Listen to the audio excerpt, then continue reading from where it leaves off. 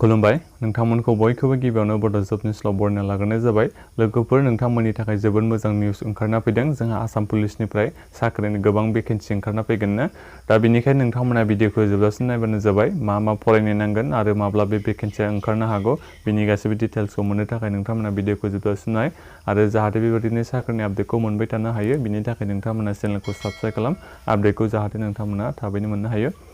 लोगोफोर बे state level police recruitment board बेनिफ्राय जोंहा गासै 35,000 बांसिन साख्रिनि भेकेन्सिनि जोंहा आसाम पुलिसनिफ्राय फैगोन होननानै मानगोनां जोंनि आसामनि पुलिसनि डिजिपि बिथाङा बुंदों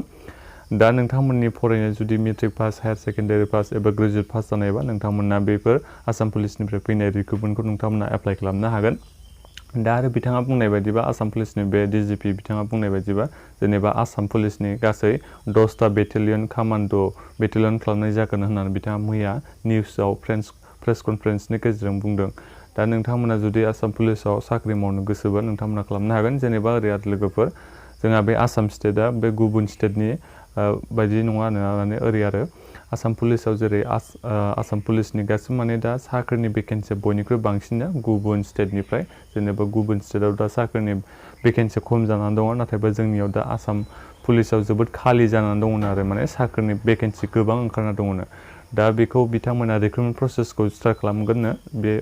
जानो हागौ जुलाइ आगष्ट सेप्तेम्बर बे मास मोनथामनि गेजेरावनो बिथांमोना रिक्रुटमेन्ट प्रसेसखौ स्टार्ट खालामनो हागौ दा नोंथांमोना बेनिखायनो आपडेटखौ मोननो थाखाय चेनेलखौ साबस्क्राइब खालामदो ओमफ्राय लोगोफोर नोंथांमोना मैया बे आसाम पुलिसनि डिजिपि बिथाङा मा बुंदों नोंथांमोना नायबानो जाबाय माबायदि बिथाङा साख्रिनि भेकेन्सि खालि जाना दङ बे मा फरायनो नांगौ बेखौ बिथाङा बुंदों नोंथांमोना मोजाङै डिटेल्सै नायबानो जाबाय नायलांदो दाना बे भिडिअखौ গতিকে থানাখনত কোনো এটা সময়ত দুৰ্বল হৈ থাকিব নালাগে এতিয়া আমাৰ ৰাতিপুৱা 3টা বজাত মন কৰিবচোন কিবা এটা এক্সিডেণ্ট হ'লে গৈ পাওঁতে দেৰি হ'ল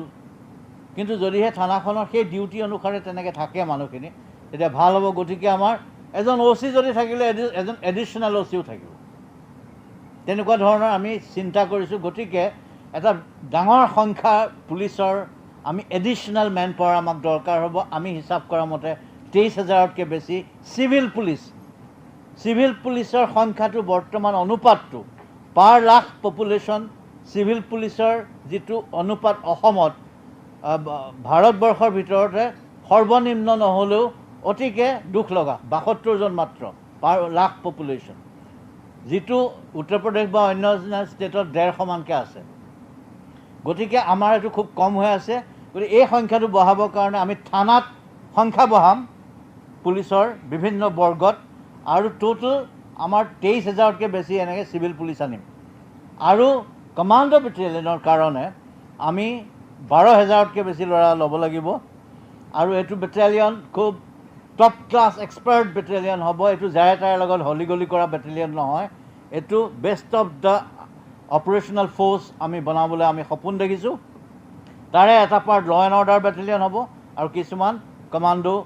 ৰিয়েল কমাণ্ডো হ'ব আৰু তাতে আমি বীৰাংগনাৰ এটা কম্পনেণ্ট ৰাখি থ'ম মহিলাৰ ছেফটিৰ কাৰণে বা অন্যান্য কামৰ কাৰণে এইখিনিৰ উপৰিও কিছুমান আমি পুলিচৰ ৱেলফেয়াৰৰ কথাত আমি গুৰুত্ব দিছোঁ বিশেষকৈ অনাৰেবল চিফ মিনিষ্টাৰে বিচাৰিছে যে প্ৰত্যেকজন বেটেলিয়নৰ চিপাহীয়ে তেওঁ কম্পালচৰি